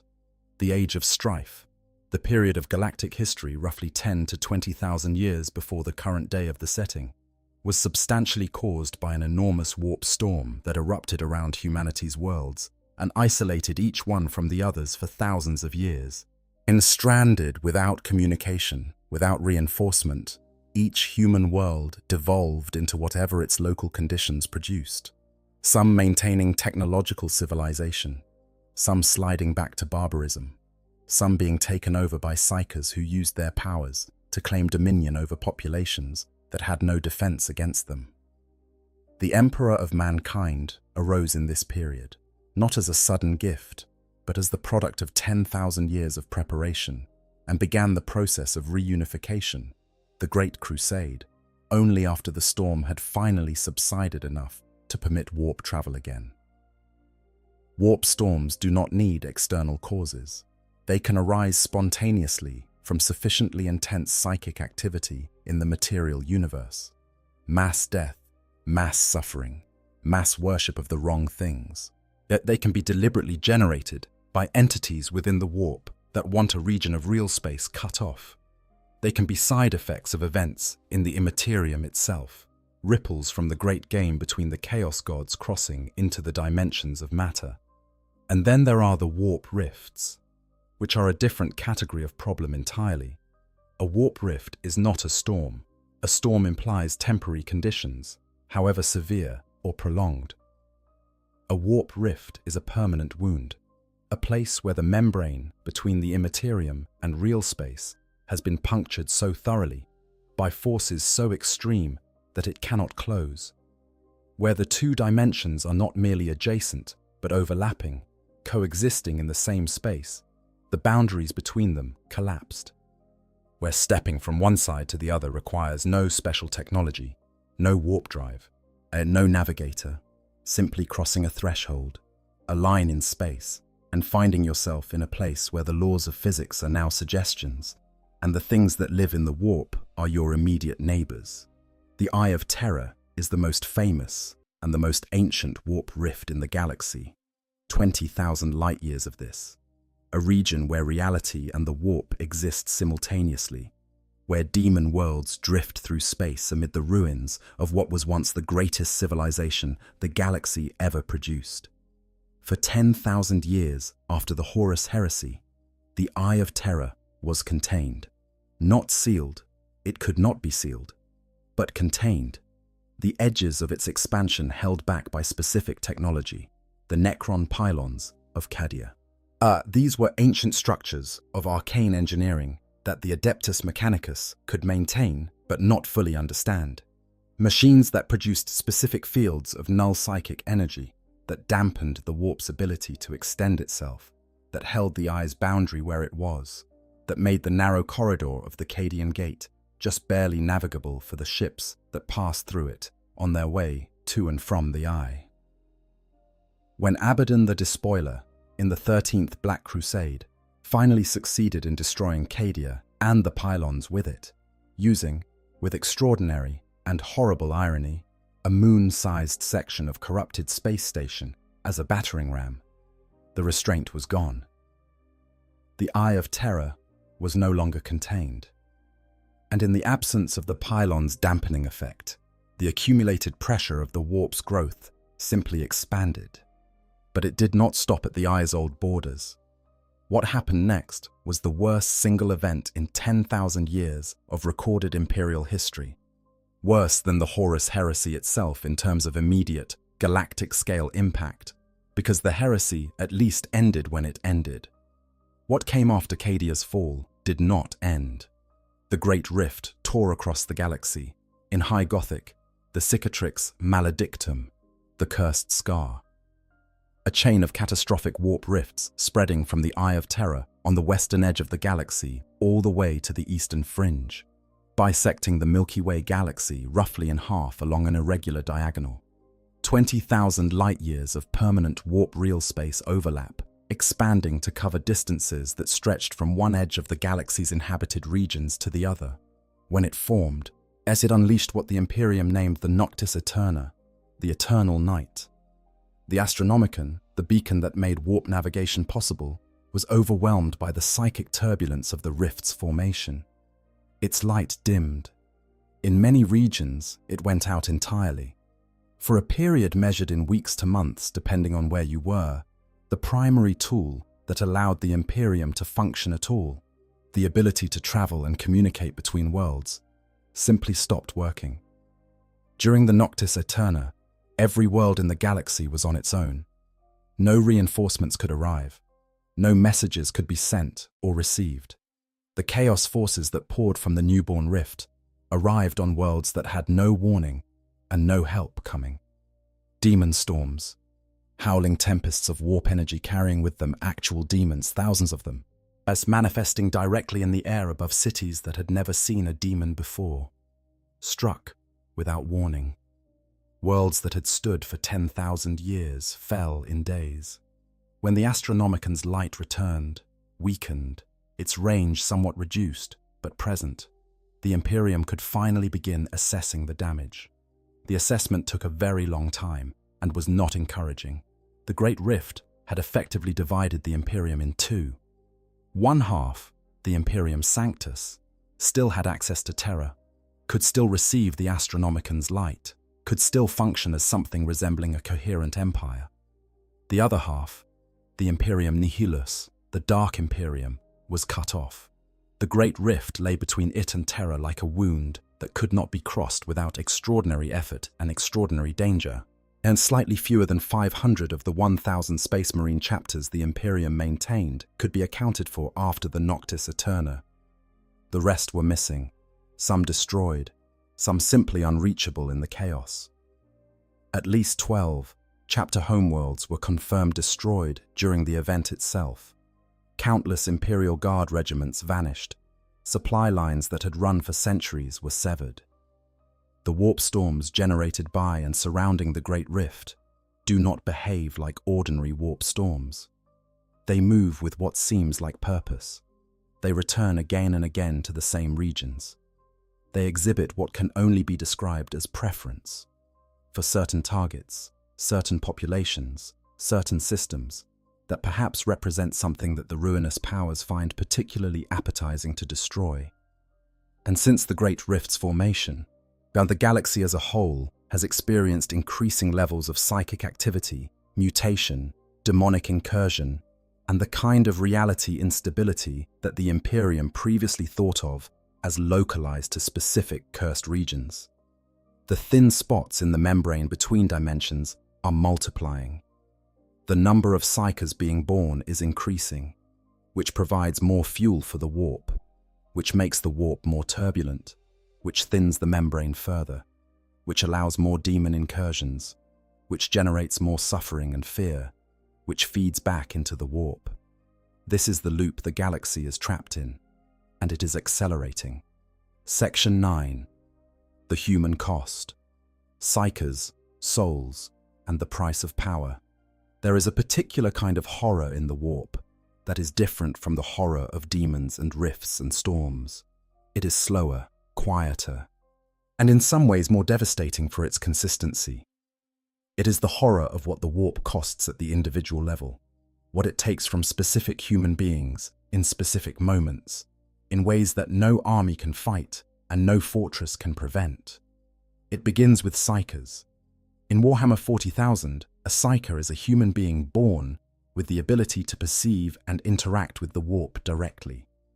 This ability exists on a spectrum, from those barely perceptible above the human baseline to entities of frightening power whose psychic strength can shape reality in the material world.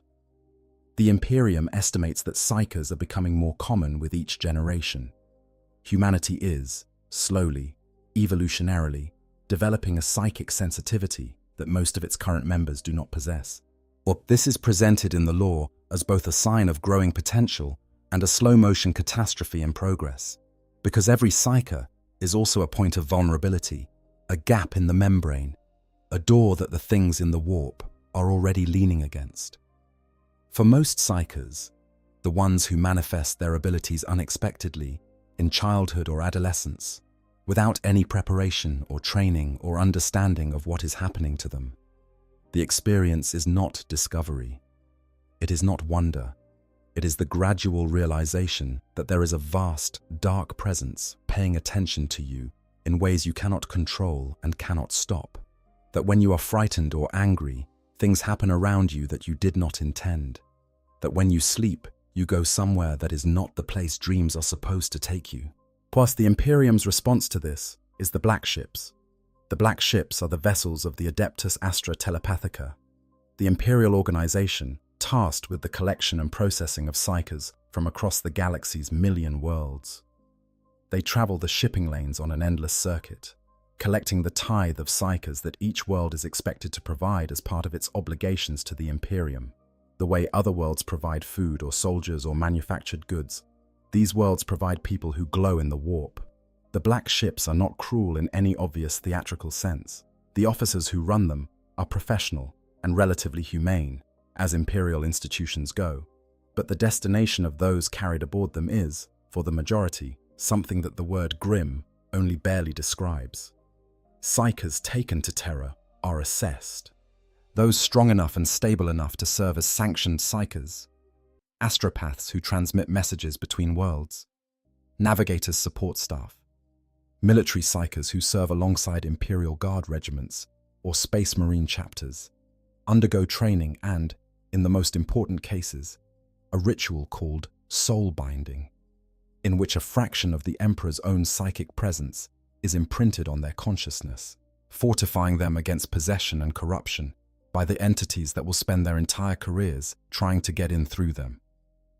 Those who are not strong enough, stable enough, or suitable enough for any sanctioned role are fed to the Golden Throne. Not metaphorically. The Golden Throne is the device that sustains the Emperor's body, or the thing his body has become after 10,000 years of technically alive but not living, and it runs on psychic energy. Specifically, it runs on the life force of psychers, whose essences are fed into it in a continuous stream. The exact number varies in the lore between 1,000 and several thousand per day, the discrepancy reflecting both the setting's deliberate vagueness about precise numbers and the fact that the throne's appetite has been growing for 10,000 years as the Emperor's physical form continues its slow deterioration. Each of these individuals was a person. Each had a name, a history, a family, somewhere that received the black ship notice and understood what it meant, and grieved in whatever way was possible in the 41st millennium. At each was alive right up to the moment they were not, and their deaths power the lighthouse that lets the Imperium navigate. This is not a dark secret, exactly. It is known at the highest levels of imperial governance, but it is also not something the ecclesiarchy chooses to advertise in its hymns about the God Emperor's mercy. For psychers who are sanctioned, who survive training, who are deemed stable enough to function in the material world while drawing on the warp, the life that awaits them is one of permanent vigilance. A sanctioned psyker never stops being vulnerable, never stops being a potential door through which something terrible could enter. They carry the consciousness of a battlefield with them everywhere they go, the constant low awareness that the enemy is always just on the other side of the thing they are, pressing, testing, whispering in the frequencies they are uniquely equipped to hear. Even sleeping is dangerous. Sleep lowers the barriers, opens channels, creates the kind of vulnerability that the entities of the warp are patient enough to wait for. Some psychers do not sleep for extended periods, relying on stimulants and meditation techniques to maintain the guard. Others sleep in specially warded chambers, surrounded by sanctified materials and monitoring devices, and, in the most dangerous cases, individuals who are prepared to execute them in their sleep if the readings suggest something is coming through. An uncontrolled psyker is something much worse. When a psyker loses control, through fear, exhaustion, trauma, that the sudden overwhelming of their mental defenses by a direct assault from a warp entity, they become what the Imperium calls a warp breach. The barrier that their consciousness normally represents, held closed by discipline and training and the innate force of their personality, opens. And through an open door in the membrane between dimensions, anything can come.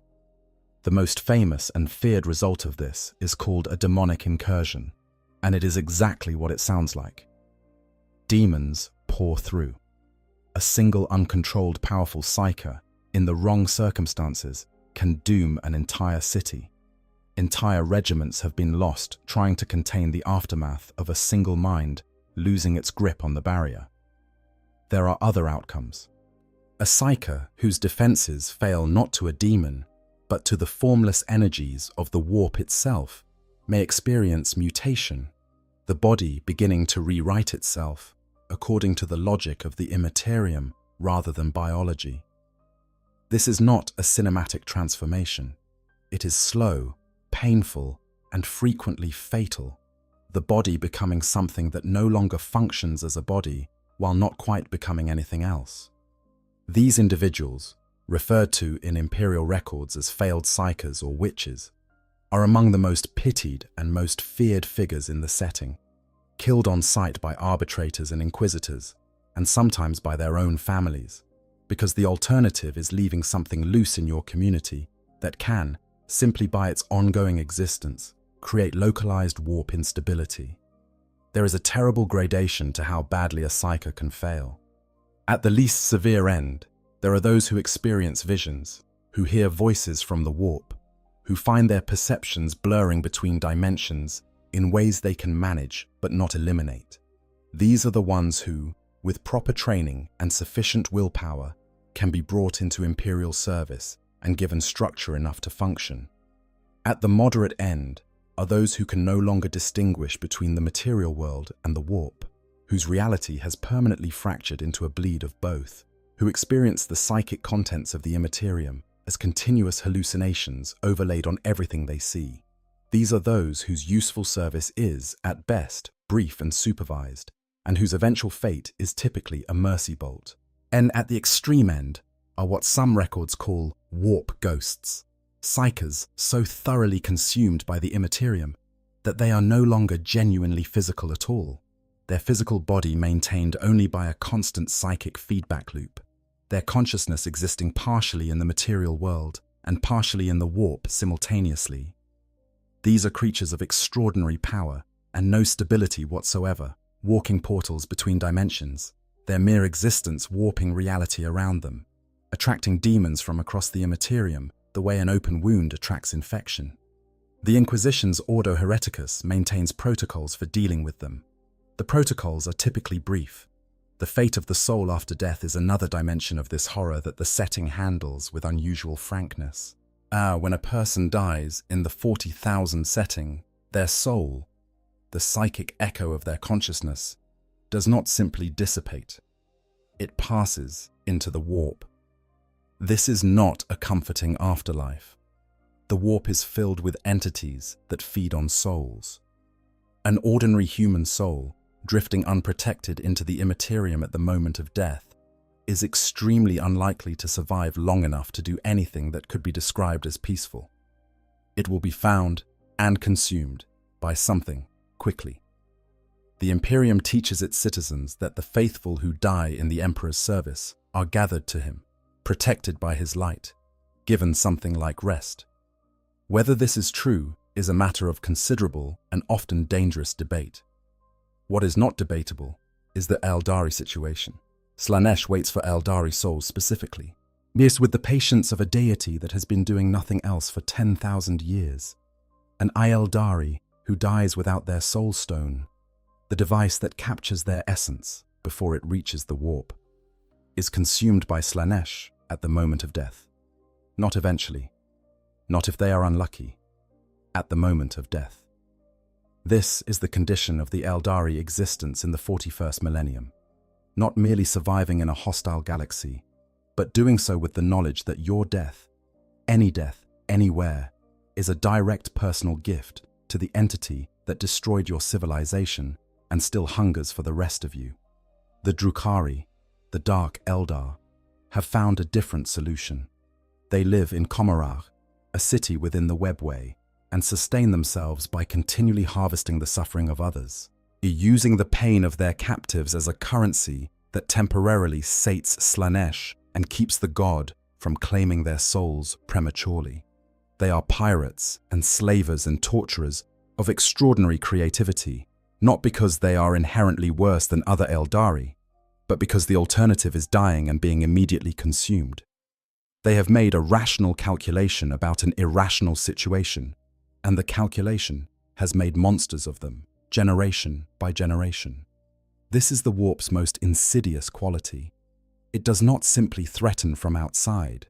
It gets inside the institutions, the incentive structures, the necessary adaptations that sentient beings make to the conditions they find themselves in.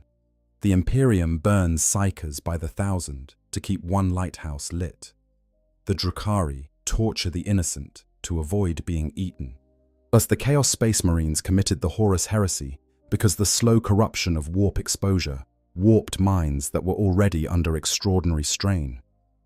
Everything that has tried to survive in the 40,000 setting has been changed by the attempt. Everything carries the marks of what it cost. Section 10. What it all means. The warp's existential terror. We have traveled a long way together through the warp's history and its nature and its many specific types of horror. We have walked through the ancient history that made it what it is, through the dark gods that grew within it, through the creatures that serve them, through the catastrophes that have reshaped it and been caused by it, through the specific cost it extracts from every individual who has to live their life in proximity to it. Now I want to try to articulate what makes all of this, at its deepest level, genuinely terrifying in a way that other fictional horrors typically are not. The warp is not simply a scary setting. It is a cosmological argument. It is a universe making a specific, sustained, unflinching statement about the relationship between consciousness and consequence. Everything that happens in the warp, everything that the warp is, flows directly from one fundamental premise: that emotion is real, that it has weight, that it does not simply disappear when the being who felt it stops feeling. Every act of cruelty, every war of conquest, every moment of despair in the face of a universe that offers very little comfort, all of it compounds, all of it accumulates, all of it feeds something. This is the horror that distinguishes the warp from other fictional horrors. A zombie apocalypse is scary because it is physically dangerous. It can kill you, and your killers will then be walking around in your body. A dystopian government is scary because it can crush your freedom, surveil your actions, take what you love. Even cosmic horror in the Lovecraftian tradition is primarily about the smallness of humanity in the face of indifferent vastness. The terrifying thing is that we do not matter, that the universe does not care. The warp says something different. The warp says you matter entirely too much. The warp says that every bad thing you feel, every bad thing you do, every bad thing that happens anywhere in the galaxy is being recorded and amplified and eventually, inevitably, used against you. As the warp says that consciousness itself is the fuel, and there is no way to stop burning. You cannot opt out of contributing. You cannot become sufficiently enlightened that your emotions stop feeding the machine.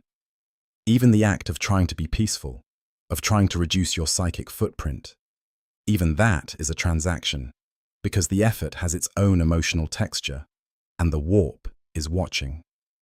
The Imperium's response to this is faith.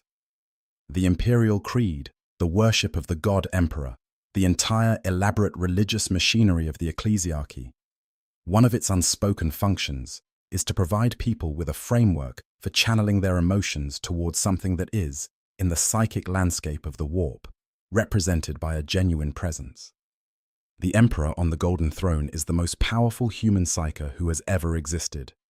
And whatever his body is doing, his mind is active in the warp, shaping the psychic territory around Terra into something that functions like a bulwark. When enough people focus their belief, their hope, their devotion toward a specific powerful psychic entity, that devotion has weight in the immaterium. It creates something. Maybe not a god in the full sense of Khorne or Nurgle or the others, but something that pushes back. Something that the things in the warp recognize as hostile to them. The irony, one of many in this setting, is that the Emperor himself did not believe in gods. He spent the Great Crusade suppressing religion because he understood that concentrated belief could feed chaos as easily as it could oppose it. And he wanted to starve the dark gods through the secular reason of science and unity. He failed at this, largely because of choices he made that we might charitably call secretive and uncharitably call arrogant. And now he is the object of worship for 1 trillion beings, the center of the most widespread religion in the galaxy's history, a god by popular consensus who would have considered this the worst possible outcome. The Chaos Gods, meanwhile, represent the opposite strategy. They are the idea that rather than fighting your worst impulses, the rage, the hunger, the despair, the obsessive desire, you should embrace them. Give them to a god who will make them into power and give some of that power back to you. There is a reason, within the setting's own logic, that chaos is attractive, not just to the weak or the stupid or the villainous, to the desperate, to those who have reached the end of what survival through compliance can offer, to those who feel that the Imperium asks everything and gives nothing, and here is an alternative that actually answers when you call it and delivers tangible results in the short term. The long-term consequences are universally catastrophic. But the short term can be seductive when the short term is the only horizon you can see. Tzeentch, in particular, offers something the Imperium structurally cannot: the acknowledgement that things could be different, change, hope, the possibility that the suffocating static horror of life under the Imperium is not the only option, that the genius who is being wasted in a manufactorum working a press for 16 hours a day could become something extraordinary if only they were given the right tool. Tzeentch provides the tool. What happens after that is not Tzeentch's concern. The great tragedy of the warp, and the setting overall, is that there is no clean solution. The Emperor's strategy of building an empire to protect humanity from chaos requires maintaining an empire so large and so complex and so costly in human lives that it generates the misery that feeds chaos. The Necron's strategy of building null psychic fields to cut the warp off from real space might work, but the Necrons are not interested in humanity's survival as a goal, and would find the extinction of all psychic life an acceptable means to the end of eliminating the chaos problem. The Tyranids, which have no souls and generate no psychic presence in the warp at all, represent in some horrible sense the universe's immune response to the infection of consciousness, and their cure is extinction. What remains is the grinding middle path, now where the Imperium survives by fighting the forces of chaos as they are generated by the Imperium's own existence, where every decade produces new reasons for the warp to grow stronger, where the heroism of 1 million space marines and 1 billion guardsmen changes the details of the next 10 years without changing the direction of the next 10,000. The era Indomitus, the current period of the setting, ushered in by the Great Rift and the return of the Primarch Robut Guilliman, is not a story of recovery. It is a story of managed decline conducted by people of extraordinary capability and determination. Guilliman himself knows this. The notes attributed to him in the lore make his awareness of the situation painfully clear. He returned from stasis to find an Imperium he would barely recognize, and conducting a war he does not believe can be won, for a species he loves, with tools that are not sufficient and a timeline that is not on their side. The warp is winning. It has been winning since the war in heaven. The question is not whether it will eventually consume everything. The lore strongly implies that in the darkest endings of the setting's various scenarios, it does. But how long human beings and Aeldari and the other species struggling against it can hold on, and what that holding on costs, and whether the cost is worth it. This is what makes the warp the true heart of the setting's darkness, not the skulls and the bolters and the Gothic architecture and the grimdark aesthetic that has become synonymous with Warhammer 40,000. Those are the surface. The surface is fun and over the top and deeply enjoyable as spectacle.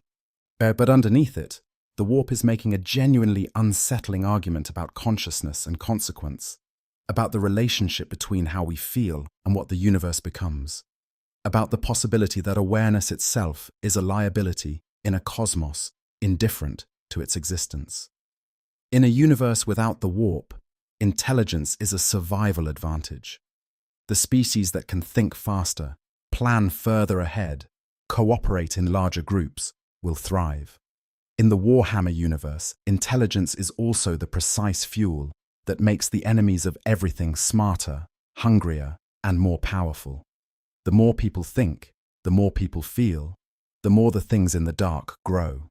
It is a closed loop without an obvious exit. The only comfort available, and it is a genuine comfort even in this setting, and even surrounded by all of this darkness, is the individual, the specific human being, in a specific moment, making a specific choice. Ulrich Wehner choosing to remain human even as the machine tried to take that from him. The guardsman who steps forward when stepping back would be rational because something else is more important to him than surviving this particular moment. The navigator who guides the ship through one more storm because the 1,000 people behind her are depending on the accuracy of her third eye. The warp will not be defeated by any individual act of heroism. The Chaos Gods will not be killed by any amount of courage. The Great Rift will not be mended by good intentions. But the soul that faces all of this and still chooses to care, still chooses to fight, chooses. Not because victory is certain, but because surrender is unacceptable. That soul, for as long as it persists, is something the warp cannot fully claim. In the grim darkness of the far future, there is only war. And in that war, the thing worth fighting for is not territory or resources or the continuation of one institution over another. It is the right to remain, for whatever time is available, genuinely, stubbornly, defiantly alive. Closing, the sea remains. The warp does not stop. That is perhaps the most important thing to carry with you after everything we have discussed today. Warp storms pass, eventually. Great rifts may perhaps, in scenarios the lore allows itself to dream about very quietly, be sealed or reduced. Individual demonic incursions end. Battles are won, campaigns concluded. Our world saved from the edge of chaos and brought back to whatever kind of stability the 41st millennium can offer. All of this is true, but the warp itself does not stop. It predates every civilization currently alive in the galaxy and will outlast all of them. It is fed by consciousness, and as long as consciousness exists anywhere in the universe, it will be fed. The Chaos Gods will not die of starvation. The demons will not run out of candidates for formation. The storms will not exhaust their weather systems. The membrane will not suddenly become impermeable. The warp is the background condition of existence in this universe. It is the sea beneath everything. It is what the universe made when it made minds and emotions and the vast, complicated interior worlds of thinking beings. And it has been running ever since. And now you know what that means. Now, when someone mentions a Space Marine chapter maintaining a garrison in a strategically positioned system, you know that the system's strategic significance is partly about its position relative to a warp current that the navigators have been exploiting for 3,000 years. Now, when someone mentions a psyker going rogue in a hive city, you know exactly what that means for the 3 million people living in the structure above and below them. Now, when the Black Crusades are discussed, you know what is pouring through the eye of terror every time the gate opens, and you know what it costs to hold it closed for 10,000 years. The warp rewards attention. The more you understand it, the more the rest of the setting makes sense. The fear built into the Imperium's culture, in the terror underlying the faith, the particular flavor of grimdark that makes this setting distinct from every other. It is not simply that things are bad here. It is that things are bad here because of something very specific, because consciousness itself is a vulnerability, and the price of feeling anything is that somewhere in the dark, something felt it too. That is the warp. That is what it is. That is what it does.